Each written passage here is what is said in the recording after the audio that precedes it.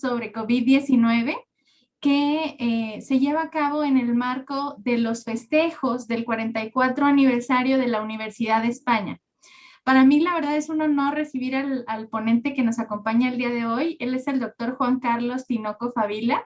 El doctor Juan Carlos Tinoco Favila es infectólogo del Hospital General 450 y un experto en el tema de COVID-19. Entonces, aprovechen mucho esta charla, hagan muchas preguntas. El doctor, de verdad, ustedes lo van a saber. Es un excelente ponente, un excelente maestro y un excelente médico, excelente infectólogo. Aprovechemos mucho su conocimiento. Doctor, infinitas gracias por aceptar nuestra invitación. Al contrario, gracias a ustedes por la invitación para estar esta mañana con ustedes.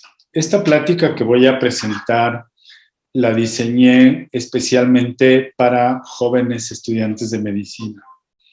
Entonces vamos a empezar con la presentación de un caso que tuvimos en el Hospital General 450, en donde yo estuve a cargo de la coordinación de la atención a pacientes con COVID desde marzo del año pasado, y después pasaremos a lo que es cómo se originó este brote, los aspectos de la patogénesis, de la inmunopatogénesis, el cuadro clínico y el diagnóstico y el tratamiento. Es más o menos la temática que seguiré el día de hoy. Bueno, el caso que les quiero compartir es una mujer de 60 años de edad que es maestra de primaria y que practica ejercicio en forma regular. No fuma y no bebe alcohol. Refiere que en la infancia padeció asma, pero actualmente esta enfermedad ya no está sintomática, pero sí padece hipotiroidismo desde hace 7 años y se trata con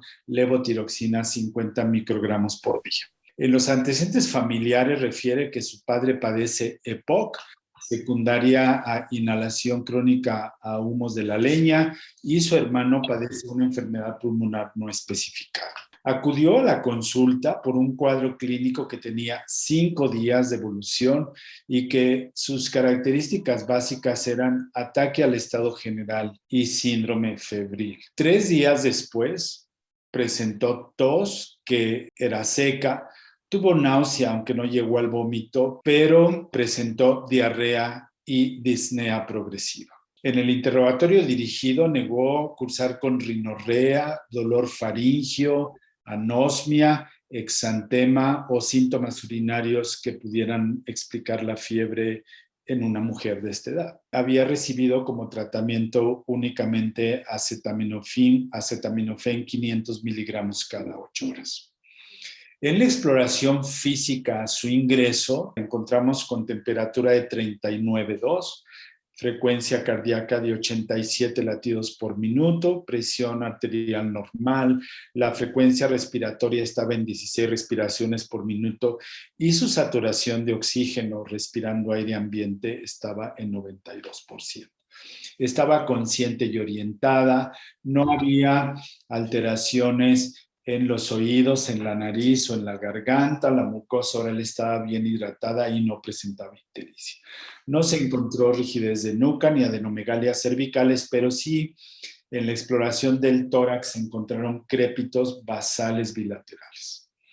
El ritmo cardíaco era normal, no había soplos y no se encontró incurgitación yugular. El abdomen no mostró alteraciones, no tenía hepato o esplenomegalia y las extremidades tampoco presentaban anormalidades. En los exámenes de laboratorio, como ustedes pueden ver, la hemoglobina, el hematocrito, los leucocitos fueron normales. Llamaba la atención la elevación ligera de los neutrófilos, los linfocitos normales y las plaquetas normales. Los electrolitos séricos fueron normales, lo mismo que las pruebas de función renal, que son urea creatinina, la glucosa estaba normal y el resto de los electrolitos normales. Las aminotransferasas estaban normales, igual que la fosfatasa alcalina. Llamaba la atención que la albúmina estaba baja, lo normal es hasta 3.5, tenía 2.7.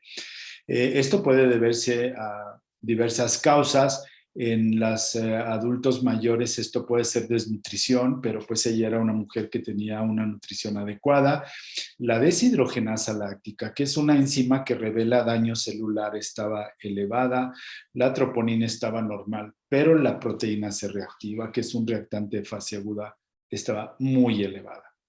La procalcitonina, que es un marcador para investigar la posibilidad de una infección bacteriana, estaba normal. La radiografía de tórax. Aquí fue donde empezaron las sorpresas. Vean ustedes, a pesar de que esta mujer no tenía tantos síntomas, vean cómo estaba su radiografía. Opacidades intersticiales en ambos campos pulmonares, especialmente en la base de los pulmones, especialmente afección del lado derecho, en donde ya empezamos a ver una zona de consolidación con un broncograma que se ve claramente aquí. Estas como ramas oscuras de árboles que significan un proceso inflamatorio alveolar, pero con respeto que respeta los bronquios. Por eso se ve ese broncograma. No se observó derrame pleural o neumotórax y los grandes vasos y los contornos del corazón estaban normales, lo mismo que el mediastino. En base a los hallazgos en la radiografía de tórax, procedimos a hacer una angiotomografía computarizada de tórax por la posibilidad de que esta paciente presentara tromboembolia pulmonar, que es un evento que se ha descrito frecuentemente en los pacientes con enfermedad severa por COVID-19. Lo que encontramos en la tomografía fue extensas zonas de vidrio despulido. Vean todo esto, vean estas zonas que están aquí, que son subpleurales y que es lo que caracteriza a esta enfermedad, ¿verdad? Estas zonas subpleurales de vidrio despulido con zonas de consolidación muy amplias, tanto en el pulmón derecho como en el pulmón izquierdo. Aquí pueden ver claramente el broncograma, ¿verdad? Acá se ve muy claramente el broncograma, lo cual habla de zonas neumónicas, pero no se encontró evidencia de embolia pulmonar.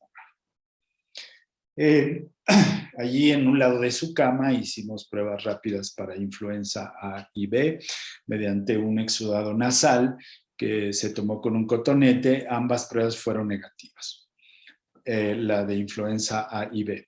Pero la prueba de PCR para SARS-CoV-2 resultó positiva. Entonces, en base a esto, concluimos que la paciente cursaba con esta enfermedad COVID-19 producida por el virus del SARS-CoV-2. Ok.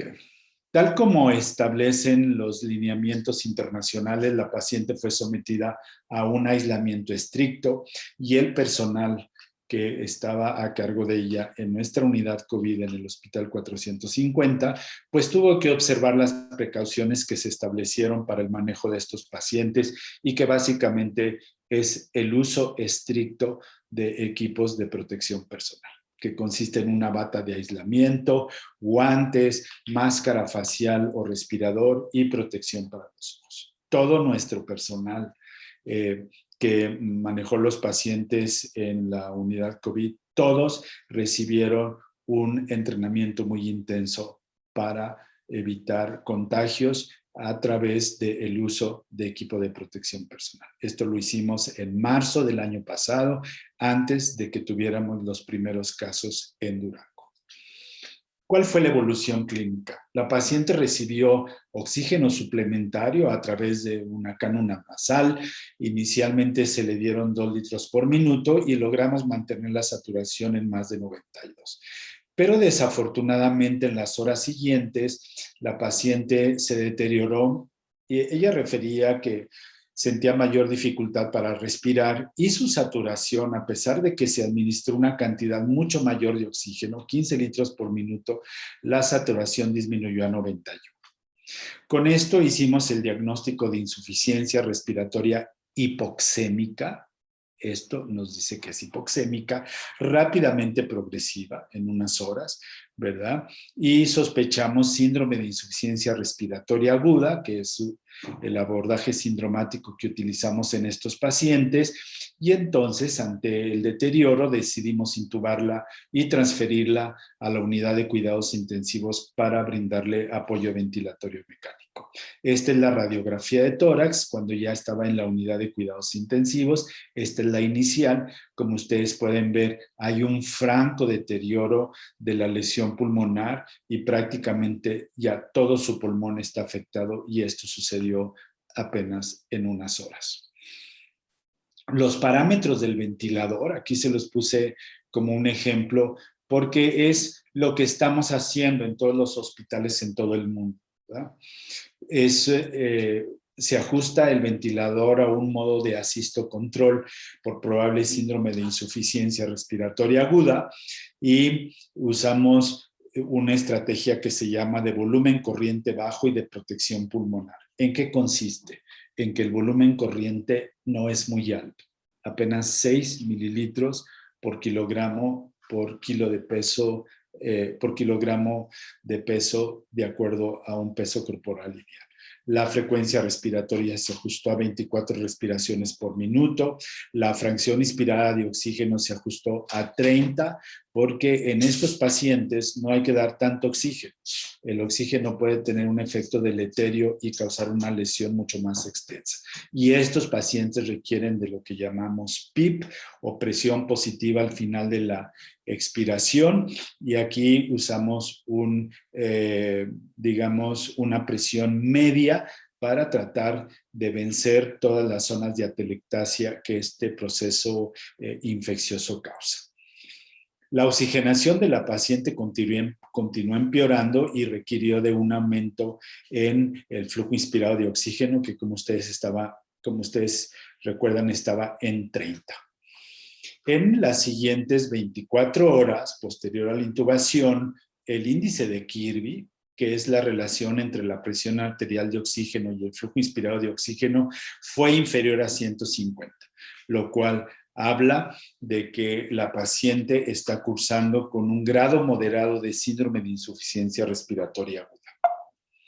Ante este deterioro, ¿verdad?, decidimos iniciar dexametasona intravenosa a razón de 6 miligramos diarios por el curso de los siguientes 5 días. La otra cosa que hicimos fue colocar a la paciente en decúbito prono, o sea, boca abajo, porque los pacientes mejoran mucho su oxigenación en esta posición. La paciente fue mejorando paulatinamente.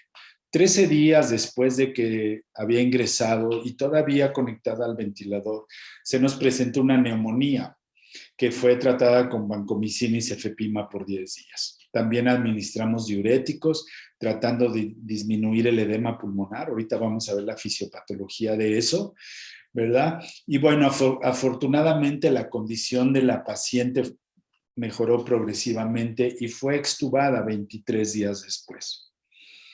Para esta fecha, la paciente ya tenía mucho tiempo hospitalizada, había sufrido muchas agresiones en sus cuidados, en el sentido de que fue intubada, tenía un catéter venoso central, tenía sondas por todos lados, estaba aislada, estaba recibiendo oxígeno a través de un aparato. Todo esto condicionó que tuviera delirio.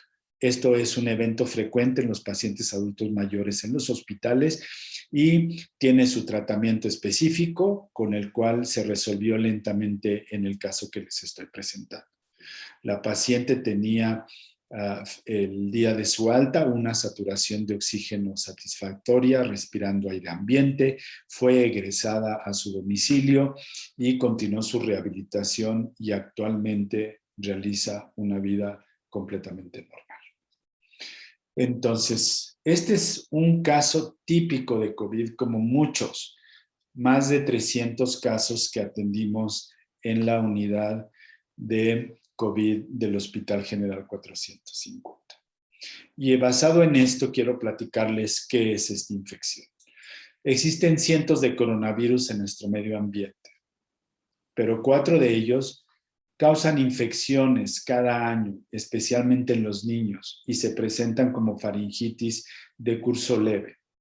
Pero los coronavirus empezaron a ser parte del lenguaje médico y popular a partir de hace algunos años, cuando se presentó el brote de SARS-CoV-1, perdón, en Asia, en donde un coronavirus que se originó en los murciélagos y que tuvo como un hospedero intermedio a la civeta, causó un cuadro clínico de insuficiencia respiratoria con neumonía extensa y muchas personas en muchos países murieron.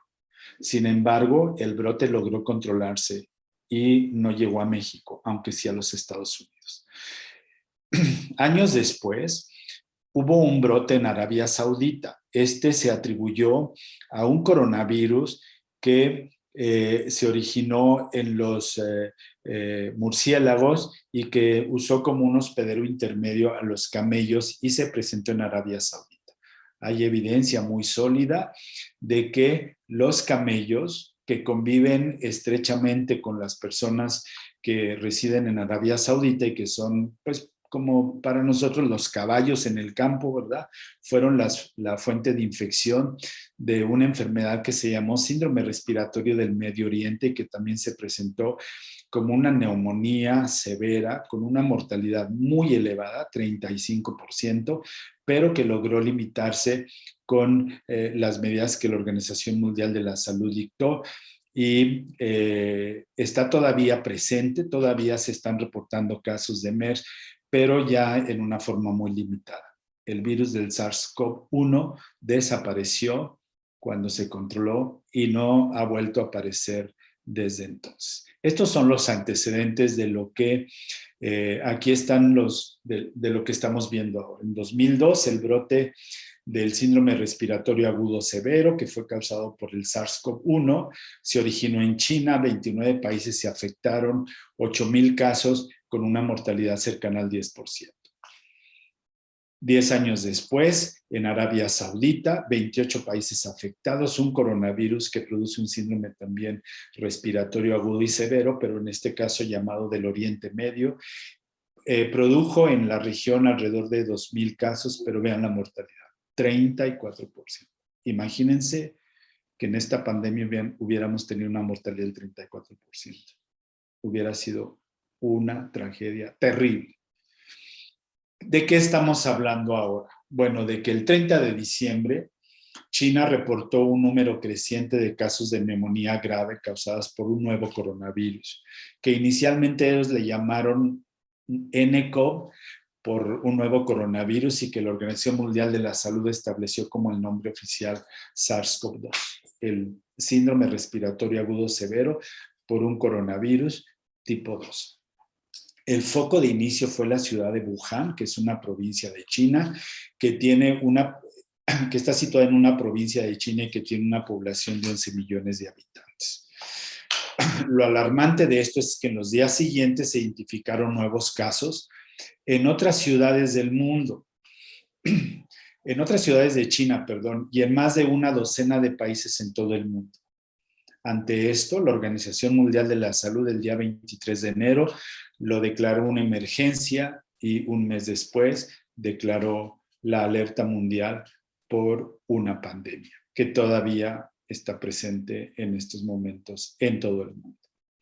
La fuente original del virus fue un mercado de mariscos y pescados en los que, como ustedes ven en la fotografía, esta es una fotografía real de este mercado, conviven animales vivos y muertos, con vendedores, con locatarios y con compradores en condiciones sanitarias muy deficientes. Los chinos, cuando van al supermercado, no compran la carne como nosotros la compramos aquí en los supermercados, ya empaquetada y lista para prepararse.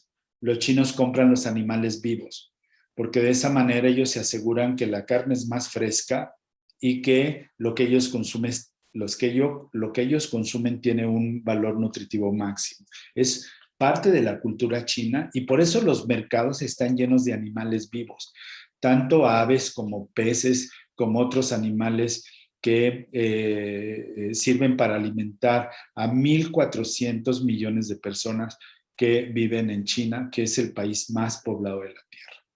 Este brote se origina en una ciudad que es un centro de conexión aérea que enlaza múltiples destinos de China con otros países, lo que hizo que esta epidemia se diseminara muy rápidamente.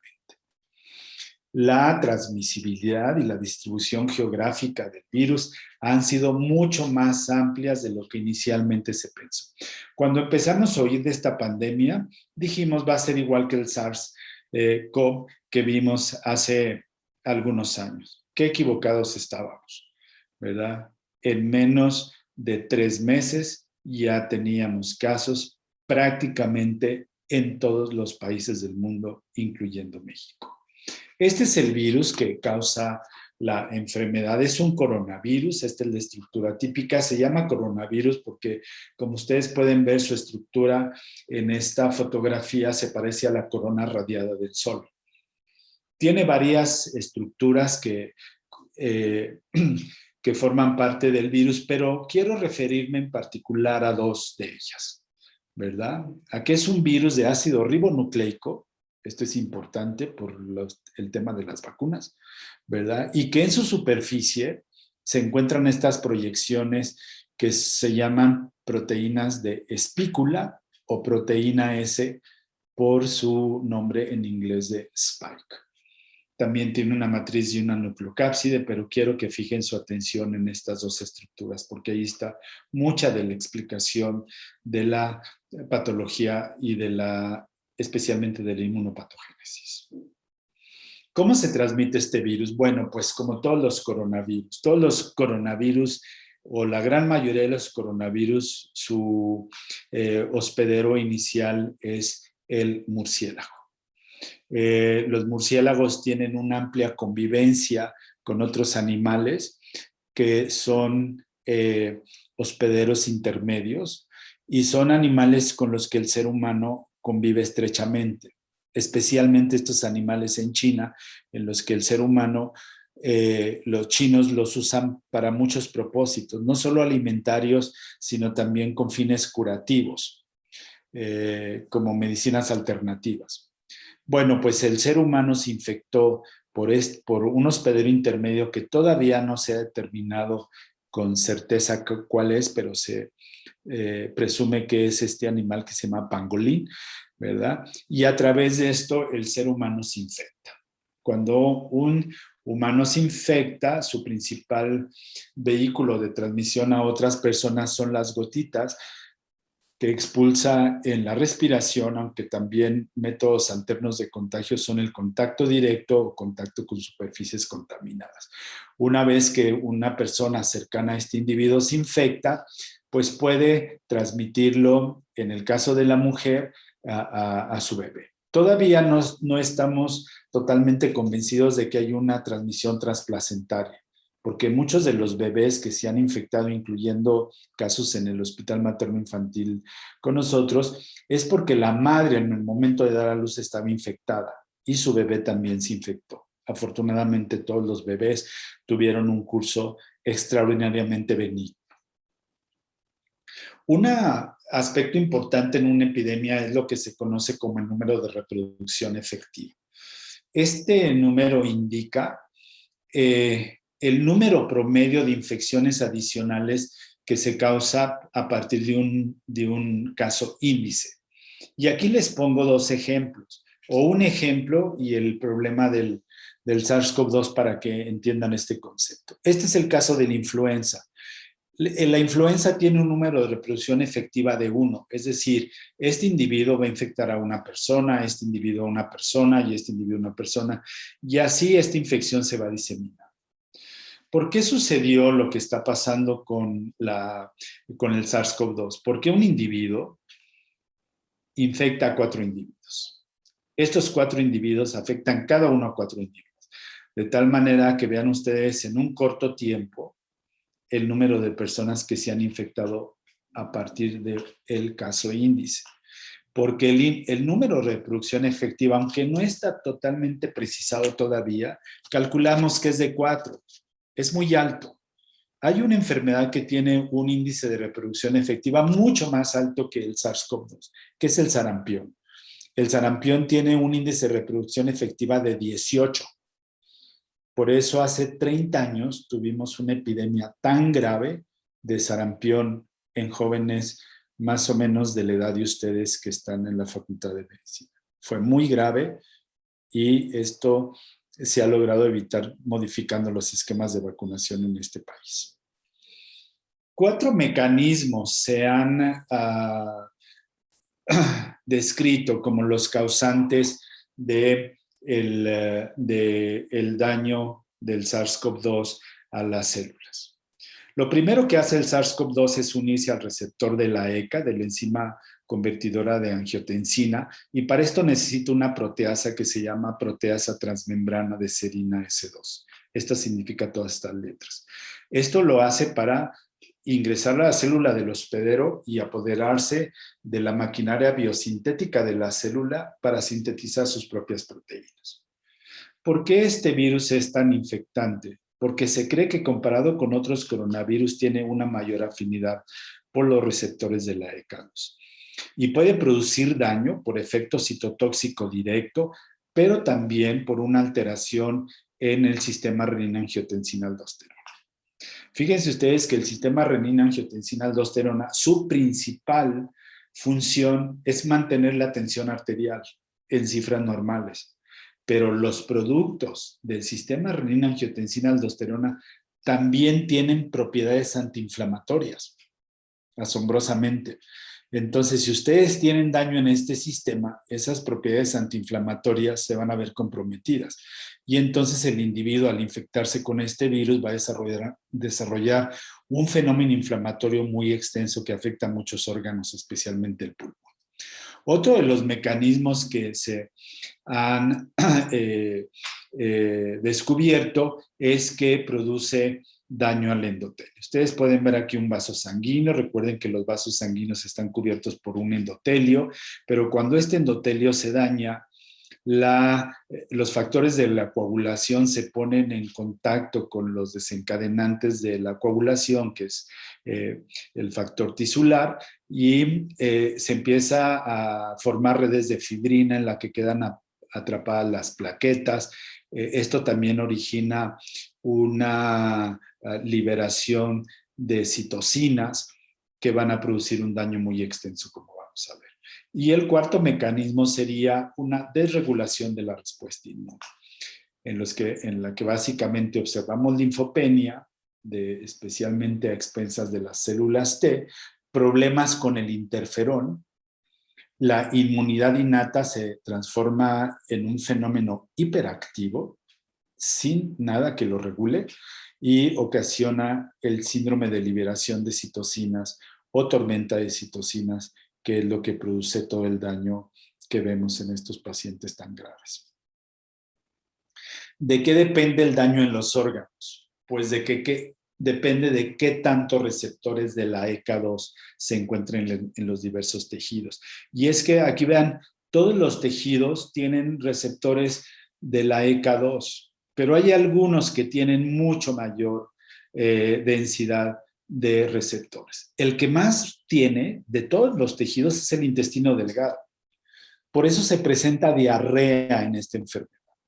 Los testículos también tienen una alta concentración de receptores y hasta hace poco tiempo no se había descrito ningún cuadro clínico, pero ya hay publicaciones relacionadas con esto, con el daño que produce en testículos este virus.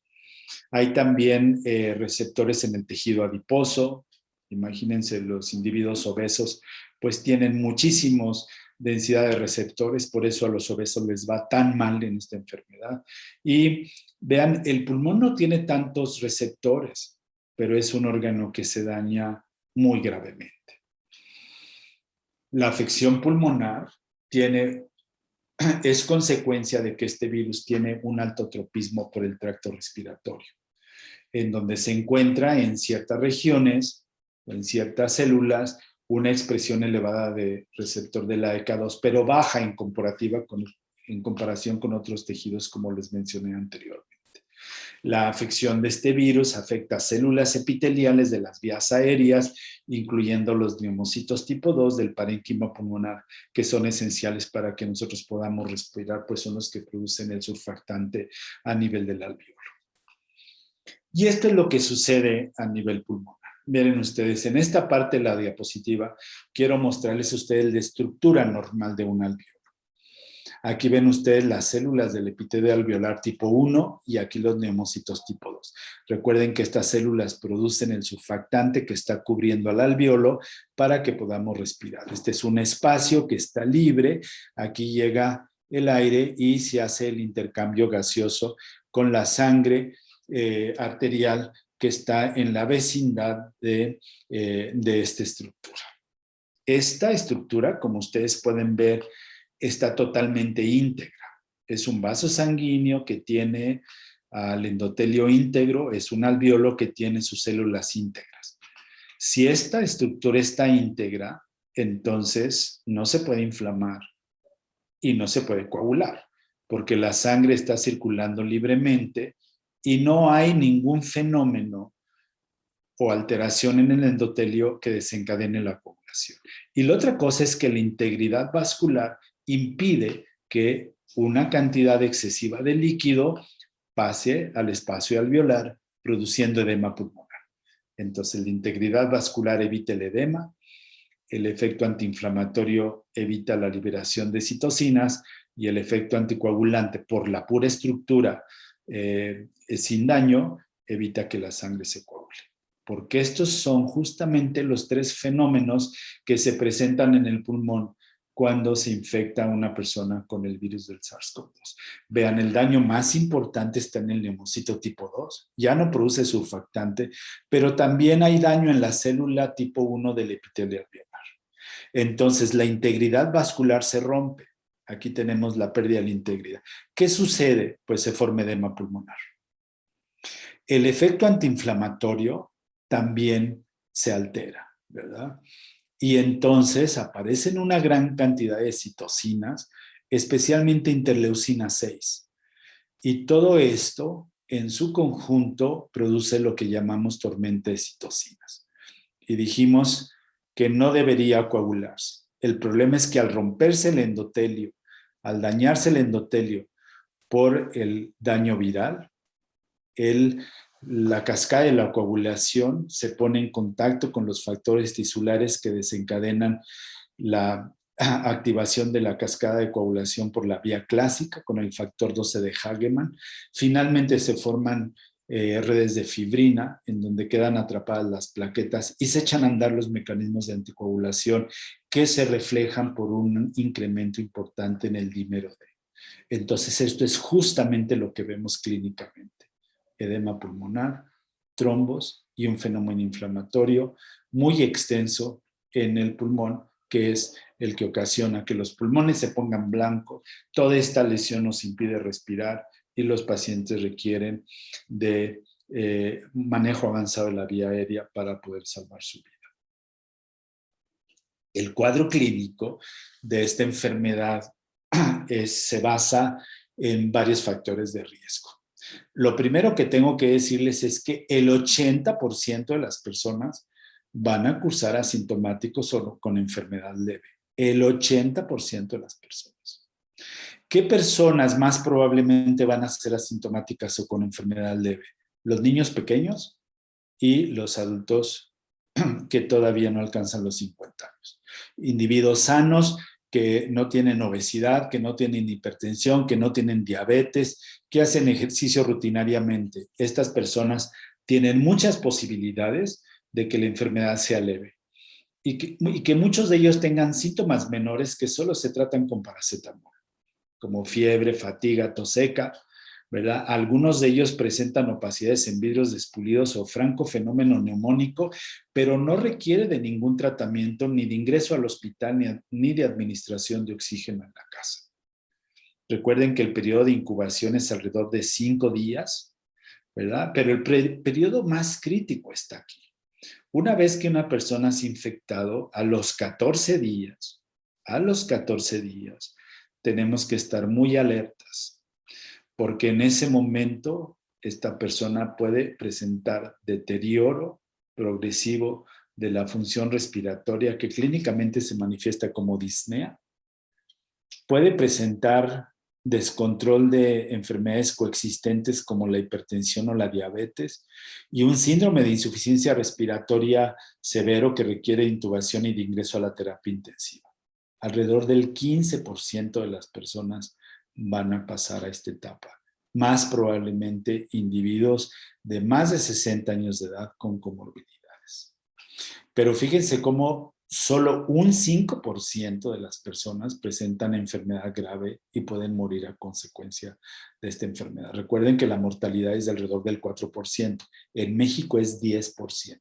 ¿De qué mueren estas personas? De síndrome de insuficiencia respiratoria aguda, de lesión cardíaca aguda y de falla multiorgánica o sepsis, ¿verdad? También de origen viral.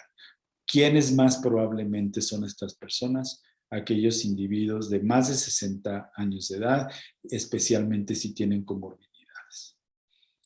¿Cuándo más o menos se encuentra la fase más grave de la enfermedad? Alrededor de 20 días después de que iniciaron los síntomas. Estas son las personas que atendimos en la unidad COVID. Estas son las personas, muchas personas, entre 12 y 15 casos diarios que atendimos en el consultorio. Entonces, las manifestaciones clínicas de esta infección dependen de los órganos afectados. Los síntomas constitucionales son muy importantes e incluyen fiebre, escalofrío, mialgia, fatiga y letargia. ¿Qué pacientes más probablemente van a presentar enfermedad severa? Ya les mencioné, edad mayor, obesidad. Los hombres se agravan más frecuentemente que las mujeres. Más grave la enfermedad en las personas que tienen daño cardíaco, pulmonar o renal, diabetes, cáncer o inmunocompromiso. Puede haber afección del cerebro con manifestaciones que varían desde una cefalea hasta un accidente vascular cerebral.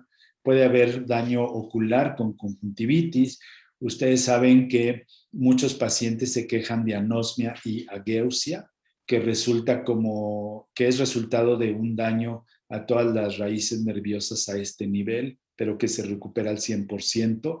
Ya les mencioné cuál es el daño pulmonar, básicamente daño a las células alveolares tipo 2 y desencadenamiento de una respuesta inflamatoria muy extensa que se manifiesta como disnea e hipoxemia y que evoluciona al síndrome de insuficiencia respiratoria aguda, justamente como les mostré en el caso que vieron, y que en la radiografía se presentan opacidades, les llamamos en parche, en vidrio despulido, en ambos campos pulmonares y de localización subpleural. Es muy, muy característico. Cuando has visto un caso, el siguiente caso lo diagnosticas muy rápidamente porque la imagen es muy característica. Puede haber afecciones cardíacas. Estas afecciones son comunes y las más frecuentes son miocarditis, pericarditis, arritmias o síndrome coronario agudo. Muchos pacientes murieron de infarto agudo del miocardio. Puede haber manifestaciones gastrointestinales, que lo más frecuente es diarrea, pero también puede haber daño hepático o daño al páncreas, de tal manera que muchos pacientes presentaron diabetes mellitus como primera manifestación de la infección por este virus en la lesión, al inicio de la pandemia. La lesión renal es frecuente y muchos de los pacientes graves requieren de que les practiquemos diálisis. Existe evidencia histopatológica de que hay un daño glomerular muy extenso. También puede haber manifestaciones hematológicas y vasculares, básicamente manifestadas por fenómenos trombóticos que pueden ser a nivel venoso, a nivel arterial. Pero fíjense que si les ponemos catéteres a estos pacientes, también se trombosan los catéteres. Es impresionante cómo los catéteres que estábamos usando en la hemodiálisis también se nos coagulaban. Por eso estos pacientes tienen que manejarse con dosis muy altas de parina. Manifestaciones dermatológicas que las hemos visto cada vez más frecuentes, ¿verdad? Que puede variar desde un exantema hasta perniosis acral. ¿Cómo es el abordaje diagnóstico de estos pacientes? Pues básicamente es clínico, requiere una historia clínica rápida para no exponerse mucho a la infección, pero muy precisa, ¿verdad? Necesitamos saber hacer preguntas directas hacia puntos directos y no exponernos demasiado a una persona que esté enferma y que está expulsando una gran cantidad de virus. Una exploración clínica también rápida, pero cuidadosa, ¿verdad? Y exámenes de laboratorio que incluyen una citología hemática, medición de reactantes de fase aguda y todos los parámetros que miden la coagulación. Muchos de ellos, como por ejemplo el dímero D o la ferritina o la proteína C reactiva, tienen valor pronóstico muy importante. Una radiografía de tórax, ¿verdad? Pero nosotros preferimos usar la tomografía porque es mucho más sensible. Miren ustedes, aquí están las opacidades en vidrio despulido subpleurales y aquí hay una consolidación basal derecha con broncograma. Aquí lo ven claramente, lo cual nos está hablando de un fenómeno neumónico. ¿Cómo hacemos el diagnóstico? Pues a través de una PCR. Es la única prueba que sirve para hacer el diagnóstico. Las pruebas serológicas no sirven absolutamente para nada para hacer el diagnóstico. Mucha gente se iba a hacer pruebas serológicas y llegaban y me decían que no tenían COVID porque las pruebas serológicas eran negativas. Totalmente falso. Las pruebas serológicas no son herramientas para diagnosticar esta enfermedad, ni tampoco para valorar inmunidad. Esas pruebas serológicas no detectan los anticuerpos neutralizantes que se requieren para demostrar que una persona es inmune. Así que, por favor, no recomienden hacer pruebas serológicas a nadie. No sirven más que para que la gente ande tirando su dinero. ¿De acuerdo? Lo que ustedes tienen que hacer es una prueba que se llama PCR o reacción en cadena de polimerasa en un exudado faríngeo, que tengan en cuenta que en las fases iniciales de la enfermedad puede ser negativa. Si ustedes tienen un paciente con un cuadro clínico muy característico, pero la PCR es negativa, espérense un poquito, vuélvanla a repetir. Vuélvanla a repetir. 3 días después o 4 días después, la prueba seguramente va a ser positiva. Muchas de estas pruebas que resultaron negativas puede ser porque los especímenes no fueron recolectados adecuadamente. ¿Qué hacemos en el paciente que esté en casa? Que fue la gran mayoría de los pacientes. Pues primero yo les diría que no hacer tanta tontería como vimos que hicieron con muchos de estos pacientes. ¿Qué hacemos? Un interrogatorio y una exploración física, especialmente valorando cuál es la saturación de oxígeno. Si hay síntomas típicos y estamos en medio de una pandemia, pues el diagnóstico es muy fácil. El paciente llega y te dice, tengo COVID, sin haber visto un médico, ¿verdad? Lo primero que hay que hacer es confinar todos los casos sospechosos inmediatamente.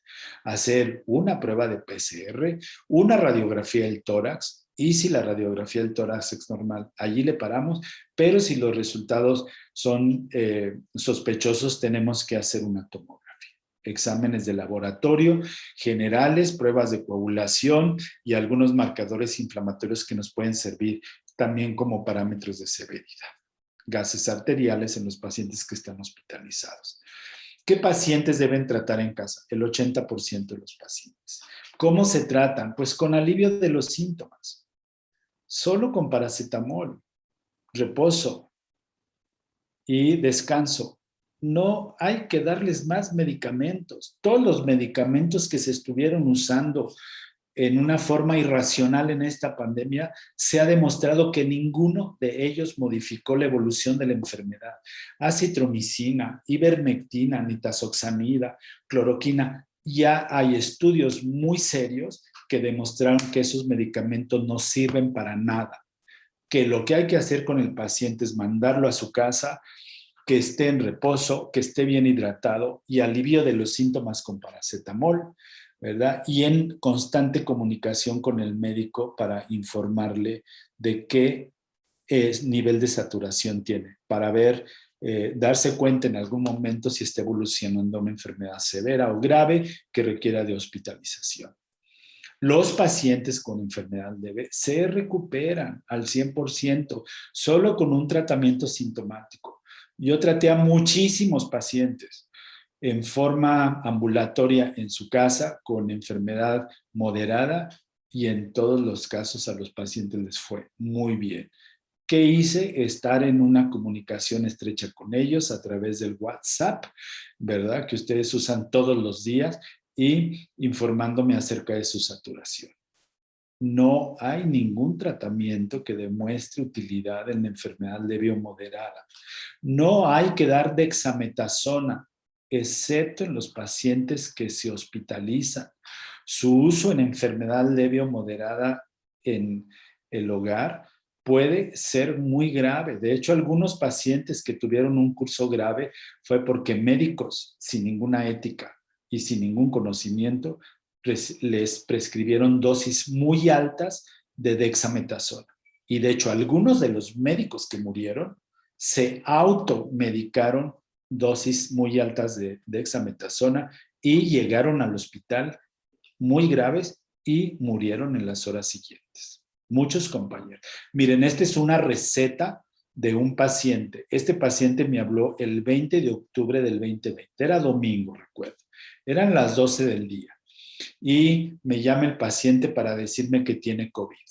Él tenía enfermedad leve, pero empezó a tomar lo que este médico le recetó, que es un urgenciólogo, y entonces, por efecto tóxico de todo lo que le prescribió, que no se necesitaba, el paciente se puso muy mal.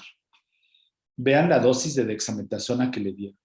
16 miligramos intramuscular, dosis única, cuando todas las guías dicen que les des no más de 6 miligramos intravenosos cada día. 16 miligramos. Ivermectina, que no sirve para nada. Acitromicina, que no sirve para nada. Doxiciclina, un antibiótico que no se necesita. Nitazoxanida, que no sirve para nada. Estos son antiparasitarios. Este es un macrólido y luego su jarabe para la tos.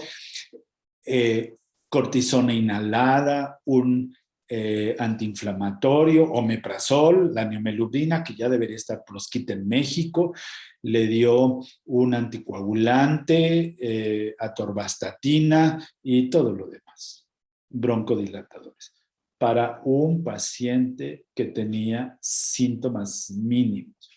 El paciente se puso muy grave por los medicamentos que este médico le prescribió. Y así estaban las recetas de muchos médicos, incluyendo especialistas. Espero que ahora que ya tengamos las publicaciones de muchos estudios que han demostrado que esto no sirve para nada, los médicos tomen conciencia y dejen de prescribir esta cantidad irracional de medicamentos en personas que tienen enfermedad leve o moderada. Los pacientes hospitalizados se manejan de una forma muy diferente. Los pacientes graves requieren oxígeno, ¿verdad? Intubación, ya les mostré, quizá antibióticos, ¿verdad? Y algunos medicamentos, ¿verdad? Que están disponibles en nuestro medio y otros que no están disponibles en nuestro medio. Por ejemplo, ¿qué no está disponible en nuestro medio? Remdesivir. En nuestro medio no administramos anticuerpos de plasma convaleciente, a pesar de que hicimos un intento de echar a andar un estudio junto con la doctora Edna, pero no fue fácil. Nosotros usamos dexametasona, usamos tocilizumab y usamos heparina. Y ahorita les voy a decir cómo trabajan estos medicamentos. ¿Cómo se podría terminar con esta pandemia? Tenemos que seguir con las medidas de control social. Va a haber más medicamentos, ¿eh? Hay medicamentos que están ahorita en estudio, que están en fases muy avanzadas y que probablemente para fines de año ya los tengamos en uso. Ustedes saben ampliamente que existe una campaña extensa de vacunación progresiva de grupos de riesgo en México que ha ido lentamente por motivos logísticos, pero también por falta de vacunas, porque no hay muchas vacunas y tampoco se consiguen tan fácilmente. Pero yo creo que ahí vamos. Yo en ese sentido estoy optimista. Vamos a ver cómo es que actúan los medicamentos. Miren, este es el ciclo vital del virus SARS-CoV-2. Vamos a ver rápidamente de qué se trata. El virus primero se tiene que unir a través de su proteína S al receptor de la ECA y tiene como correceptora a la proteasa transmembrana de la serina. Esta proteasa se encarga de decapitar este vástago para que se pueda unir al receptor de la ECA. ¿Para qué quiere el virus ingresar a la célula para apoderarse de toda su maquinaria sintética de proteínas y sintetizar sus propias proteínas, porque los virus son partículas que no tienen vida propia y no tienen mecanismos de reproducción propios. Se fusiona, libera su RNA y entonces este RNA es leído por los ribosomas en el retículo endoplásmico rugoso y ahora ya empieza a sintetizar el RNA del virus en lugar del RNA de la célula. Entonces, recuerden que las proteínas son cadenas peptídicas, ¿verdad? Que necesitan ser cortadas en ciertos sitios para que alcancen el tamaño necesario para que se ensamblen y se genere una nueva partícula viral. Eso lo hace esta proteasa que está aquí, esa es la que corta, aquí está el ribosoma, aquí está leyendo la cadena peptídica y le dice aquí te corto para que las proteínas se queden exactamente el tamaño necesario para que se puedan ensamblar y generar por un proceso de exocitosis y maduración una nueva partícula viral que va a ir a infectar otras células o que va a ser liberada al exterior para infectar otros individuos. Ese es el ciclo vital del virus y no es tan complicado entender. Pero lo más importante o el segundo aspecto importante de este ciclo es que hay un fenómeno inflamatorio que ya les mostré, en donde las células presentadoras de antígeno, que ustedes saben que son los monocitos, los macrófagos y las células dendríticas, ¿verdad? Presentan los antígenos a la célula CD4 a través del complejo mayor citocompatibilidad clase 2. La célula CD4 reconoce estos antígenos y activa la respuesta inmune de una forma exagerada. Y entonces se libera una gran cantidad de citocinas, pero la más importante o el objetivo que tenemos en este tratamiento es la interleucina 6, ¿verdad? Que se va a unir a sus receptores y va a amplificar la respuesta inflamatoria. ¿Para qué necesito conocer todo esto? Todos estos conceptos de inmunopatogénesis que parecen muy complejos. Pues necesitas conocerlos para poder entender cómo funcionan los medicamentos en esta enfermedad. Vamos a ver cómo funciona. Bueno, primero anticuerpos neutralizantes. Los anticuerpos neutralizantes provienen de plasma de pacientes convalecientes o son fabricados en el laboratorio y se unen a las proteínas virales, especialmente a la proteína S, para evitar que se une al receptor de la ECA2 y de esta manera el virus pueda ser depurado más fácilmente. Tenemos a un medicamento que está ahorita en estudios clínicos que se llama mesilato de Comostat, que es un inhibidor de proteasa específico de esta proteasa transmembrana de serina. De esta manera, aunque el virus se una a su receptor ECA, no habrá quien decapite a la proteína S y la unión será imperfecta y el virus no podrá infectar a la célula blanca. Tenemos por otro lado la dexametasona, ¿verdad? Que usamos ampliamente en los pacientes graves, como ustedes vieron en el caso, que es básicamente por su efecto antiinflamatorio. Recuerden que el esteroide más potente, que el antiinflamatorio más potente que tenemos son los esteroides. Tenemos también a los bloqueadores de los receptores de la interleucina 6, como el tocilizumab, que lo usamos para tratar de detener la respuesta inflamatoria. Y finalmente tenemos este inhibidor de polimerasa, de esta polimerasa que corta los virus aquí, que es el remdesivir, que todavía no está en México ampliamente disponible. Si ustedes lo consiguen en Estados Unidos y lo usan en un paciente, les cuesta aproximadamente 450,000 pesos un tratamiento completo. Estas son las vacunas. No quiero que se fijen en todo, nomás quiero decirles que la eficacia de las vacunas, vean, está en este renglón. 94, 95, 70, 66, 89 y 90. O sea, son vacunas muy buenas. ¿Para qué sirven estas vacunas? Pues fíjense que sirven mucho más para evitar la enfermedad grave. Miren, prevenir enfermedad grave, 100%, 90%, 100, 85, 100, 100. Entonces, para esto sirven las vacunas. Para evitar que tengamos una diseminación muy amplia del virus, pero sobre todo para evitar que nuestros hospitales se llenen de personas graves. Y la otra cosa es que las vacunas tienen que ser seguras. Miren los efectos adversos, son muy poquitos. La prensa le ha dado mucha difusión a los eventos adversos, pero no ven todas las personas que nos hemos vacunado y que no hemos tenido ninguna molestia más que el dolor en el sitio de la inyección. Son vacunas muy eficaces, son vacunas muy seguras y su eficacia principal está en evitar que las personas se mueran de esta enfermedad. ¿Cuánto debe de durar el confinamiento? Solo 8 días, ¿verdad? Muchas personas siguen siendo PCR positivas, pero son virus muertos, son restos virales. Entonces, cuando se nos infectó el personal en el hospital, a los 8 días los poníamos de regreso, ¿de acuerdo? Existen algunas condiciones en las que el confinamiento puede trasladarse a 10 días, pero en general nosotros regresamos a los 8 días todas las personas que nos infectamos y que teníamos que regresar a trabajar, porque el hospital estaba lleno. Teníamos 60 pacientes graves hospitalizados. Quiero concluir, ya me pasé un poco de tiempo, pero quiero concluir diciéndoles que el SARS-CoV-2 es el agente causal de la pandemia de COVID-19.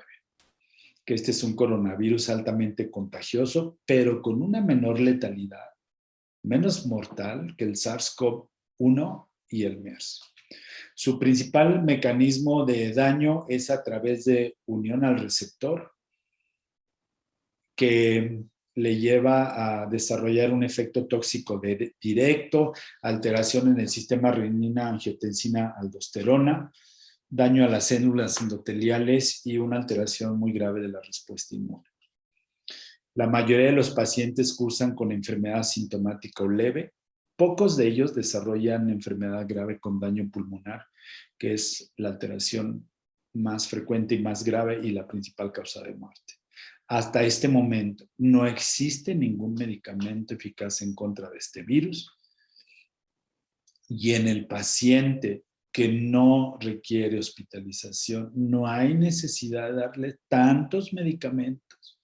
Los pacientes evolucionan bien con un poquito de cuidado de parte de su familia, con hidratación, con reposo y tratamiento sintomático.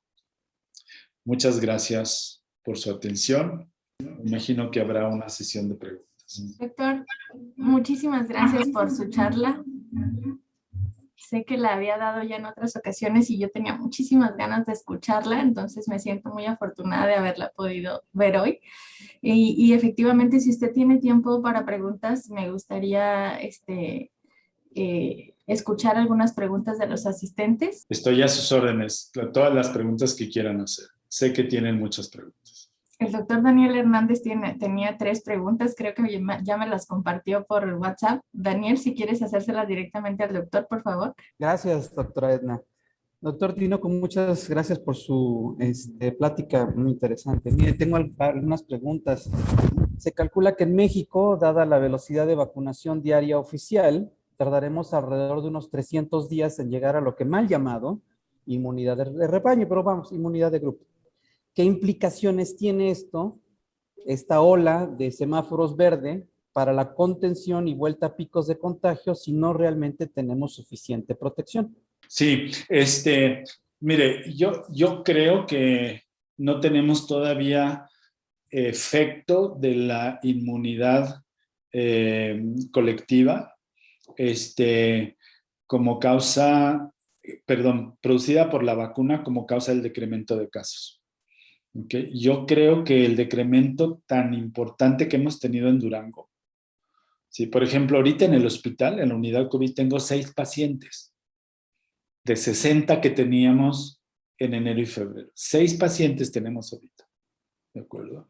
Entonces, este decremento que estamos observando, y le hablo de la ciudad de Durango porque pues es donde yo ejerzo y donde hemos visto directamente a los pacientes, pero también este fenómeno está sucediendo en otras ciudades. Este fenómeno es porque hay mucha gente que ya se infectó, ¿sí? En enero y febrero se infectó una gran cantidad de gente en Durango. Usted sabe que fuimos de los estados que tuvimos el mayor número de casos junto con Chihuahua en enero. O sea, tanta gente se infectó que definitivamente desarrollaron inmunidad, ¿de acuerdo? Y esta se está viendo, digamos que, incrementada porque tenemos ya, me parece que cerca de 300,000 personas vacunadas al día de hoy, especialmente grupos de riesgo como adultos mayores. Ya estamos vacunando a los maestros, casi todos los médicos ya se vacunaron.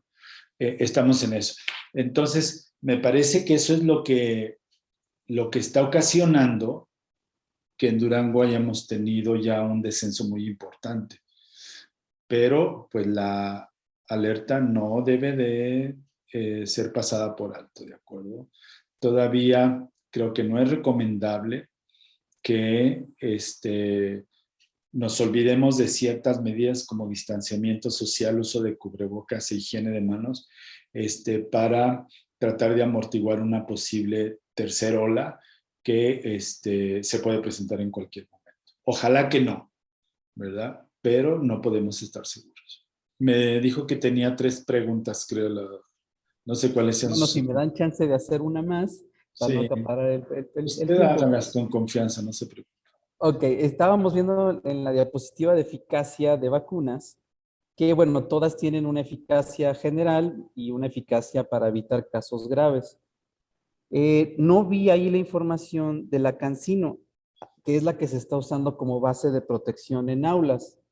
Sin embargo, hasta donde yo recuerdo, es de las que menos, por ahí anda como por ahí el 60% de protección para casos graves.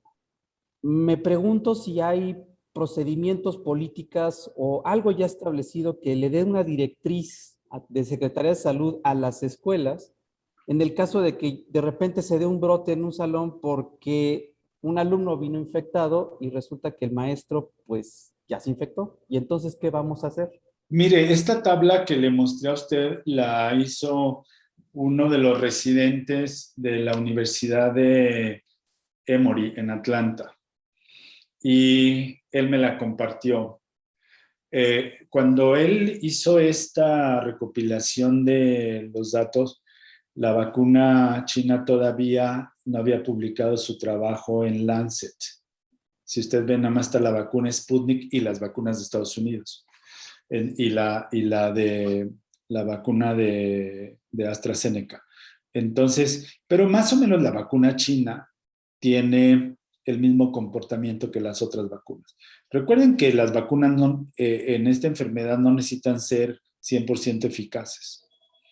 Con 60% de eficacia vamos a lograr el efecto de inmunidad comunitaria que andamos buscando cuando vacunemos al 80% de las personas en el país, ¿de acuerdo? Entonces no se necesita el 100%, especialmente en los adultos las vacunas es raro que alcancen una eficacia de el 100%. Por ejemplo, las vacunas de influenza, cuando bien nos va, alcanzan una eficacia de 60%, por ejemplo, ¿de acuerdo? Entonces, sin embargo, lo que se está haciendo ahorita es usar las vacunas disponibles, entre ellas la vacuna china, las vacunas de Pfizer. Hoy se libera ya por primera vez las dosis de AstraZeneca que se están ya fabricando en México en laboratorios Leomont para distribuirla en México y en América Latina. No sé si lo leyeron en el periódico, pero a partir de hoy ya se cristalizó este proyecto que está patrocinado por la Fundación Carlos Slim, y vamos a tener más vacunas, ¿de acuerdo? Entonces, la idea es tener vacunados a la mayor parte de la población para principios de agosto y podamos regresar todo mundo a clases. Ahorita va a ser parcial, ¿verdad? Las escuelas privadas, en las universidades solo algunas carreras, especialmente las de medicina, veterinaria y odontología, me parece. Va a ser paulatino, ¿de acuerdo? Entonces, las escuelas públicas, que son las que manejan el mayor número de niños, todavía se va a detener un poquito, y se hará poco a poco y tendremos que estar muy alertas acerca de la ocurrencia de brotes, ¿de acuerdo? Pero recuerden una cosa, que los niños, si se infectan, muchos de ellos son asintomáticos, ¿de acuerdo? Entonces, la posibilidad de que tengamos brotes sintomáticos en los alumnos son muy poquitos.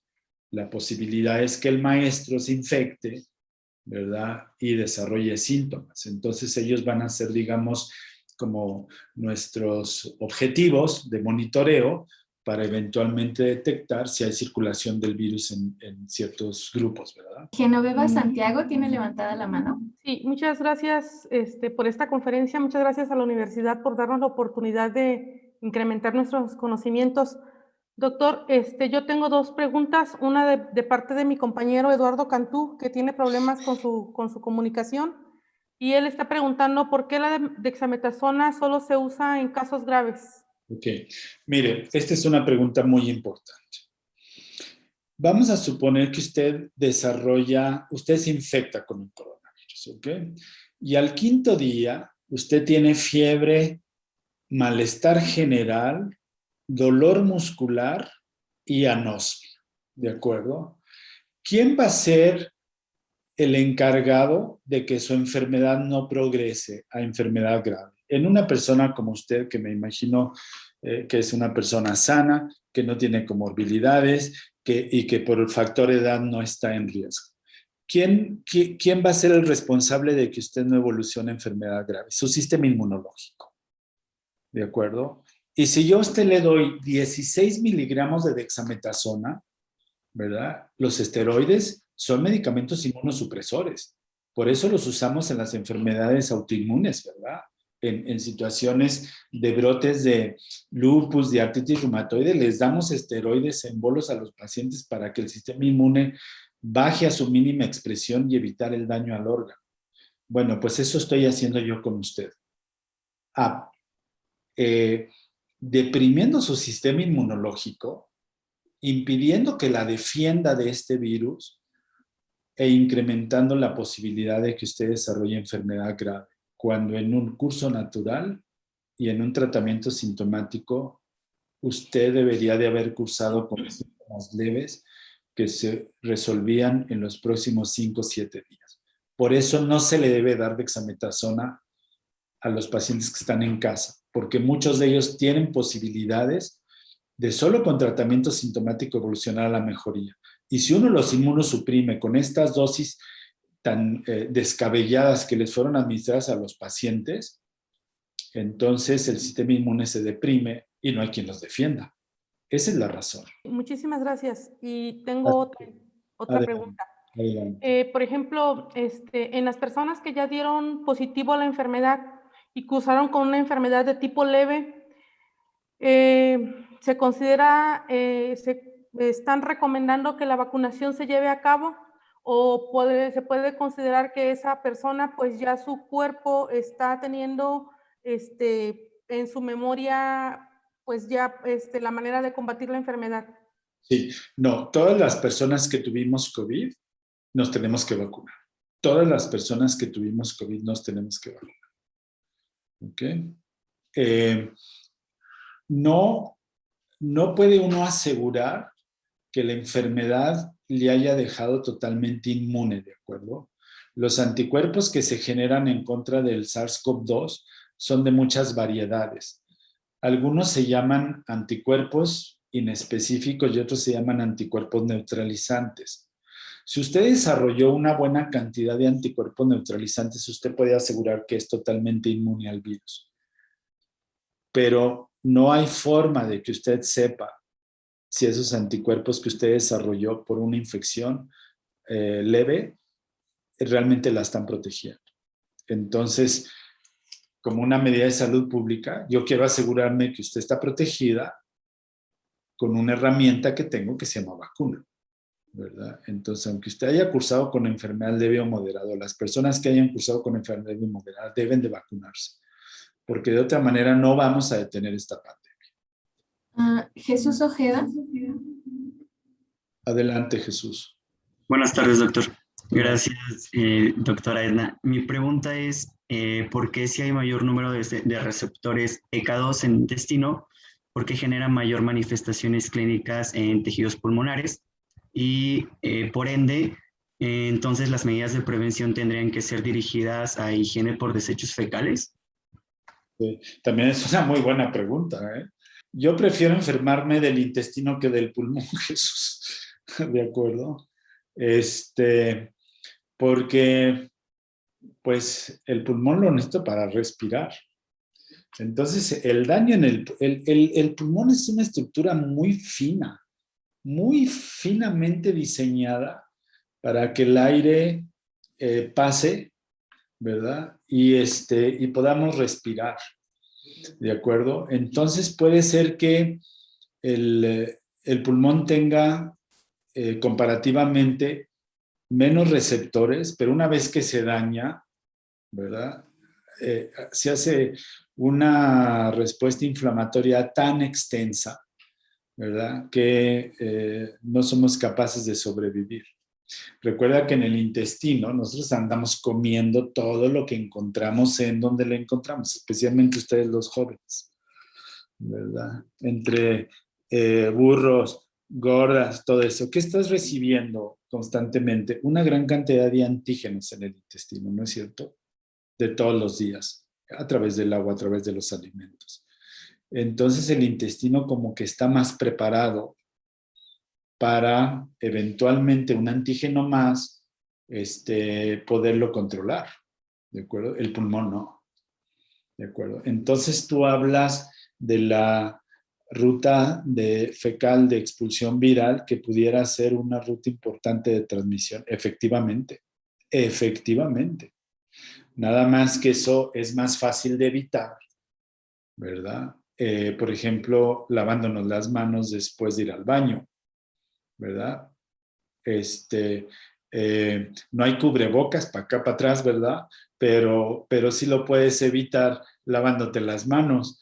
O sea, es muy difícil que una persona esté en contacto con las heces de otra persona, a menos que sea una comunidad en donde hay fecalismo al aire libre y se contaminen los mantos freáticos, por ejemplo, ¿verdad? De donde beben agua. Pero esto no es un mecanismo importante y sí la vía respiratoria, ¿de acuerdo? Porque estamos en contacto con muchas personas, porque el contacto es muy estrecho. Si tenemos un enfermo en casa, el contacto es muy continuo. Si estamos atendiendo a pacientes, pues el contacto es cotidiano y es toda la mañana con pacientes que están expulsando una gran cantidad de virus. Por eso mucho del personal de salud nos infectamos, ¿verdad? Sin duda.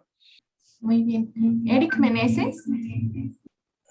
Buenas tardes, doctor. Adelante. Disculpe, yo quería preguntar, doctor, aparte del medicamento, ¿habrá un tipo de medicina alternativa que usted recomiende para pacientes moderados y leves? Pues mira, es una pregunta que no te puedo contestar porque yo no me dedico a la medicina alternativa, ¿verdad?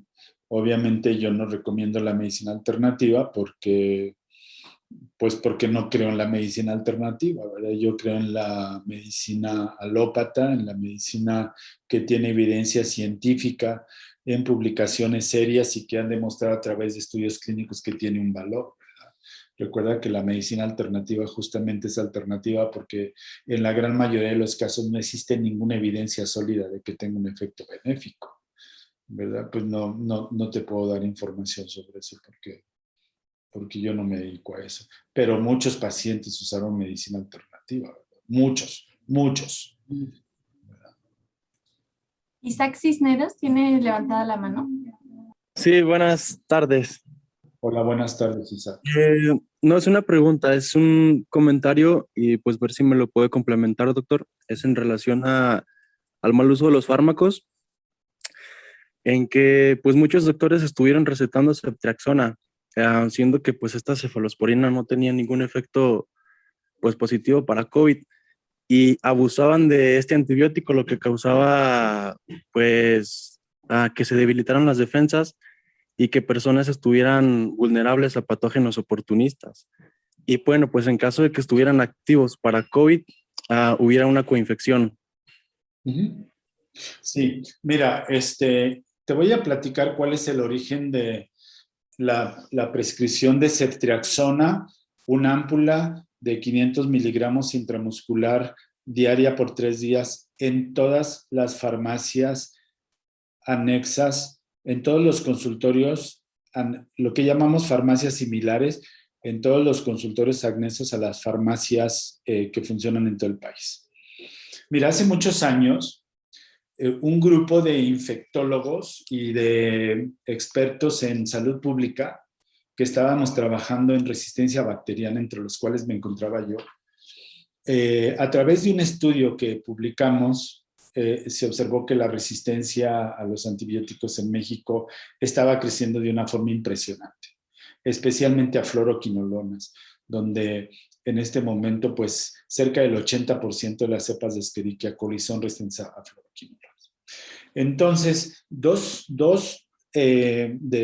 personas del grupo, una doctora de salud pública y una doctora de Mérida, Yucatán, fueron a la Cámara de Diputados y hablaron con el diputado que en ese momento estaba a cargo de la Comisión de Salud. Él es un cirujano de León, Guanajuato, y lo convencieron de que llevara al Pleno de la Cámara de Diputados una ley secundaria de la Ley General de Salud que prohibiera la venta libre de antibióticos. Esto tuvo éxito, ¿verdad? Y entonces en el diario oficial apareció, se comunicó que estaba prohibida la venta libre de antibióticos. O sea, no podías ir a comprar antibióticos sin una receta médica. ¿Qué fue lo que sucedió? La venta de antibióticos en las farmacias bajó más de un 70%. ¿Qué hicieron las farmacias? Poner un médico en un consultorio anexo y decirle a todos los pacientes que vengan aquí, les vas a dar ceftriaxona. Cuando menos, una ámpula diaria por 3 días, porque es el antibiótico que yo vendo. Si tú no lo prescribes, pues la farmacia no prospera. Y si la farmacia no prospera, tú te quedas sin trabajo. Ese es el origen de la prescripción de ceftriaxona. Tú vas a una farmacia similar y te dan ceftriaxona, frasco ámpula de 1 gramo de 500, intramuscular, 3 ámpulas, una intramuscular diaria por 3 días. Porque el dueño de la farmacia le dice al médico, si no prescribes esto, te quedas sin trabajo. Mira, nosotros organizábamos un curso de antibióticos hasta hace algunos años en la Facultad de Medicina de la Universidad Juárez del Estado de Durango. El doctor Dinael Beltrán y un servidor. Algunos de los alumnos que asistieron a ese curso o que fueron mis alumnos en el curso de infectología, encontré algunas recetas de ellos prescribiendo ceftriaxona y les llamé por teléfono. Le dije, oye, ¿qué fue lo que yo te enseñé? Que les dieras antibióticos a pacientes que tienen faringitis viral, especialmente ceftriaxona, que no sirve para nada en las infecciones de vías respiratorias superiores. Y me dijo, doctor, usted me enseñó eso. El problema es que yo necesito los 6,000 pesos que me pagan aquí, ¿verdad? Y si no prescribo ceftriaxona, me corren. Ese es el origen de esa absurda prescripción de ceftriaxona intramuscular por 3 días en todas las farmacias que tienen consultorio anexo, las farmacias similares. Ese es el origen. Es una indicación totalmente absurda para el uso de antibióticos. La ceftriaxona y las cefalosporinas de tercera generación tienen muy pocos usos indicados en forma ambulatoria. Por ejemplo, se usan en la gonorrea, eso en el tratamiento de primera elección, una sola aplicación. Se pueden usar en forma ambulatoria en otras muy pocas indicaciones, pero en México hay un abuso impresionante. ¿Qué ha sucedido con esto? Que tenemos ahora una epidemia en México de beta-lactamasas de espectro extendido, ¿sí? Y ahora vamos a tener que usar carbapenémicos. ¿Y qué tenemos como consecuencia del incremento en el uso de carbapenémicos? Pues 5% de las cepas que estamos aislando en el laboratorio ya producen carbapenemasas. Y si ya no tenemos carbapenémicos, ¿qué nos queda? Nada. Nada. ¿verdad? Este problema que tú mencionas de la prescripción de antibióticos, lo platicamos con Hugo López-Gatell antes de que fuera subsecretario de Salud. Él es miembro de la Asociación Mexicana de Infectología y es una persona que trabaja mucho con nosotros en aspectos de resistencia. De hecho, él ha publicado algunos artículos. Y entonces, cuando él ya estuvo de subsecretario, por allí mencionó en alguna ocasión la necesidad que había de separar a los consultorios de las farmacias, que hubiera una ley que te dijera, la farmacia no puede tener un médico al otro lado prescribiendo los medicamentos que el dueño de la farmacia diga. Pero ¿qué crees? Que se viene la pandemia, ¿verdad? Y pues todo lo demás pasó a segundo plano, todo lo demás. Entonces, pues habrá que retomar esto, ¿verdad? Y tratar de que esto termine en México, pero es un problema muy grave. Antonio Aldapa. Bueno, es que respecto a las dosis, doctor, nosotros en clase de farmacología habíamos comentado algo así justamente por el caso de dosis máxima de dexametasona en pacientes críticos de COVID. Y el doctor nos había comentado que incluso por día en pacientes se podían usar hasta 32 miligramos de dexametasona. Falso totalmente, falso. Y que no había daño alguno, porque ya ve que pues al final de cuentas son corticosteroides. Y pues también hay descontrol en glucosa y otros problemas que nos pueden llegar a causar.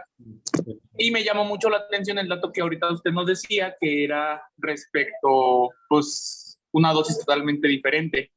Por eso es que yo tenía la duda, pues, realmente, entonces, ¿a cuál me voy sobre dosis tope o cosas así? Es muy sencillo, Antonio. Revisa 3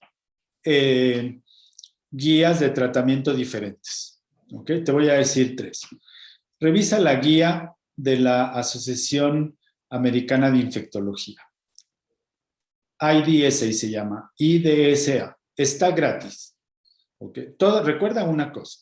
Todas las publicaciones que digan COVID o SARS, todas las publicaciones en todas las revistas del mundo están de acceso gratuito. Tú las puedes abrir y leer. O sea que no hay pretexto para no leer. ¿De acuerdo? Pero mira, revisa las guías de la ITSA, Infectious Diseases Society of America. Revisa las guías inglesas. Están publicadas en el British Medical Journal. Y revisa las guías de la JAMA, del Journal of the American Medical Association. Revisa esas 3 guías. Son las más importantes. ¿Y qué vas a encontrar allí? Dexametasona, 6 miligramos, intravenosos por 5 días. ¿Por qué? Porque es así. ¿Ok? Recuerda que estas personas que generalmente acaban en el hospital tienen diabetes, como tú mencionaste. Recuerda que estas personas tienen hipertensión, como tú mencionaste. ¿De acuerdo? Y lo que vas a hacer con esas dosis tan altas de dexametasona, ¿verdad? Que no las usamos ni siquiera en meningitis, ¿verdad? Que no las usamos ni siquiera en meningitis, que es donde tienen su máximo uso. Lo único que van a hacer es descontrolarte la glucosa y descontrolar la hipertensión. Te platico rápidamente el caso de una alumna de la Facultad de Medicina de la UGED, ¿verdad? Alumna mía de 6º semestre de medicina. Sus papás, que viven en Vicente Guerrero, empezaron con síntomas de COVID, síntomas leves. Su mamá padece diabetes, su papá padece hipertensión. Y ella decidió darles dexametasona a dosis altas. Les dio 8 miligramos intramusculares en la mañana, a mediodía y en la noche. 3 días después, el papá estaba hospitalizado con una crisis hipertensiva y la mamá con cetoacidosis. Por poco y los mata a los 2. Entonces, no, esta enfermedad no es para jugar, ¿verdad? Esta enfermedad debe uno saber cómo se trata. Porque uno de los médicos que murió, uno de los médicos muy reconocidos en Durango que murió, él se trató solo en su casa, con dosis muy altas de dexametasona, y no quería hospitalizarse. Varios médicos hablamos con él y dijo no. Cuando ya estaba muy grave, su esposa lo convenció de que se fuera a la unidad de COVID del 450. Estuvo hospitalizado cerca de 2 meses y finalmente murió, ¿verdad? Pero el error de este doctor fue haberse aplicado dosis tan altas de dexametasona, ¿verdad? Y no haber recibido tratamiento médico adecuado en una unidad que estaba especialmente diseñada y entrenada para eso. Entonces, no. Lee los lineamientos, no me creas a mí. Lee lo que está publicado. Toda la literatura está gratis. Y ve 3 lineamientos y ve quién tiene la razón. ¿Ok? Y haz tu propio criterio hacia eso. Ok, muchas gracias, doctor. De nada, Antonio. Doctor Tinoco, yo le robé esa frase. No me creas a mí, léelo. Claro. Alondra Villasana. Respecto a los pacientes con COVID que son tratados con paracetamol, por ejemplo, si los pacientes son alérgicos a este medicamento, ¿qué alternativa tiene? Ibuprofeno, ¿verdad? O ibuprofeno y paracetamol juntos, doctora. Algunos pacientes dicen, doctor, es que el paracetamol no me baja la fiebre. Pues tome ibuprofeno junto con el paracetamol, ¿verdad? Son los 2 antiinflamatorios más recomendados. Muy bien, bueno, pues me voy a tomar la atribución de hacer la última pregunta, doctor, porque no quiero quedarme con esta duda. Doctor, ¿qué onda con las cepas mutadas? La cepa de la India, la cepa de Chile, la cepa de Reino Unido. Usted sabe perfectamente por qué se lo pregunto. Motivo de otra plática de 1 hora de duración. Que presentar en fecha próxima. No, okay. Estoy trabajando en una presentación, porque ahorita les digo por qué. Pero, a ver, básicamente, ¿qué es lo que está sucediendo? Que este virus, como todos los virus, se está presentando mutaciones. Recuerden que los virus están mutando constantemente. Pero recuerden una cosa muy importante. Cualquier mutación tiene un costo para el virus, ¿de acuerdo? Lo que llamamos su fitness. Si pierde una proteína, también va a perder capacidades, ¿verdad? Por ejemplo, perdió una proteína para pasar, que lo hace pasar desapercibido por el sistema inmunológico. La pérdida de esa proteína tiene consecuencias funcionales para el virus. O sea, los virus tampoco pueden estar mutando constantemente, ¿de acuerdo? Porque pierden fitness, no sé cómo se dice en español, nunca he encontrado la palabra, pero como pierden capacidades, ¿de acuerdo? Entonces, pero la cosa preocupante ahorita es que esta pandemia se pueda prolongar porque estén apareciendo mutaciones que no puedan ser neutralizadas por las vacunas. Eso es lo que estamos teniendo. Y entonces habrá que generar vacunas contra las mutaciones y habrá que revacunarse con otra vacuna que ya tenga incluidas las mutaciones. Esa es así en general la preocupación a nivel mundial, ¿de acuerdo? De hecho, déjenme decirles que el día 22 de junio, ¿verdad?, empieza aquí en Durango un estudio que vamos a llevar a cabo un servidor y mi grupo de investigación del Instituto Pasteur en París. Estamos trabajando con ellos con una vacuna bivalente que ya te cubre contra el virus que está circulando en México ahorita y también ya te protege contra la mutación de Brasil. El día 22 de junio empieza el estudio. Ok, vamos a vacunar a personas que no se hayan vacunado contra COVID, los vamos a seguir por 1 año y vamos a ver cuántas personas se infectan en el curso de ese. Y así van a empezar a surgir estudios en los meses próximos de vacunas que ya van a estar dirigidas con contra la mutación inglesa, contra la mutación de la India, ¿verdad? Pero lo que sí les puedo decir para tranquilidad de ustedes en este momento es que acaba de aparecer un artículo en Science en donde demuestran en forma fehaciente que las vacunas que estamos usando protegen en más del 80% contra las mutaciones que están circulando en este momento en el mundo. Entonces, no va a haber modificaciones en el esquema de vacunación en este momento, basado en que las vacunas tienen una eficacia mayor al 80% en contra de las mutaciones, pero lo que sí vamos a ver es que varias compañías como por ejemplo Pfizer o Moderna o Sanofi Astra van a empezar a desarrollar formulaciones en sus vacunas que puedan cubrir con una mayor eficacia estas mutaciones. Eso es lo que va a pasar pronto, ¿de acuerdo?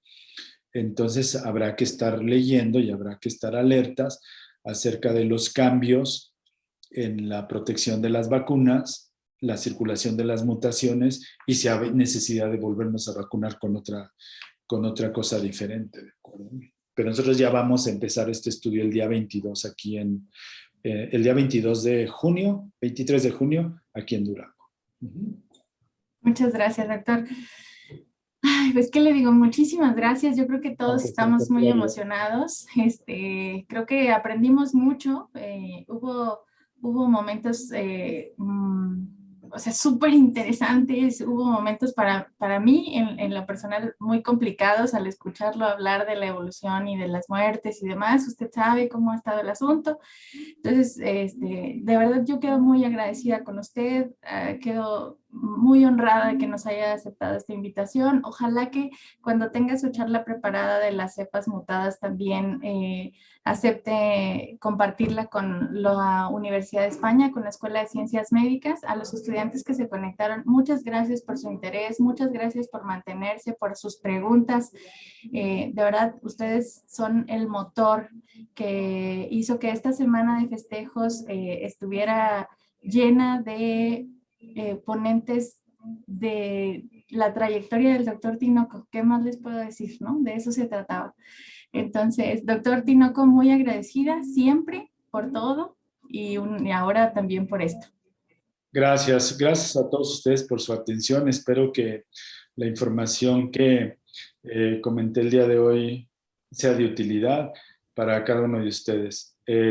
Les deseo una buena tarde y estoy a sus órdenes. Siempre que me inviten, con todo gusto participaré en cualquier sesión que tenga como objetivo difundir conocimientos médicos actuales, especialmente en los estudiantes de medicina.